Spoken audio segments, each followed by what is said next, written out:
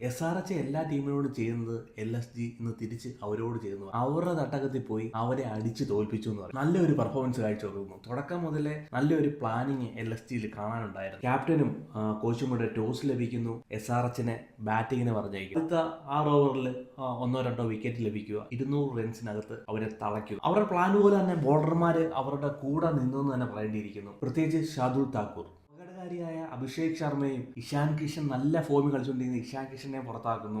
അഭിനവ് മനോഹറിനെ പുറത്താക്കുന്നു. മുഹമ്മദ് ഷാമിയെ പുറത്താക്കുന്നു. നല്ലൊരു തുടക്കം ഷാർദുൽ താക്കൂറിന് എന്തായാലും തുടങ്ങി കൊടുക്കാനായി മനോഹരമായ ഒരു ഇന്നിങ്സ് എന്ന് പറയേണ്ടിയിരിക്കുന്നു.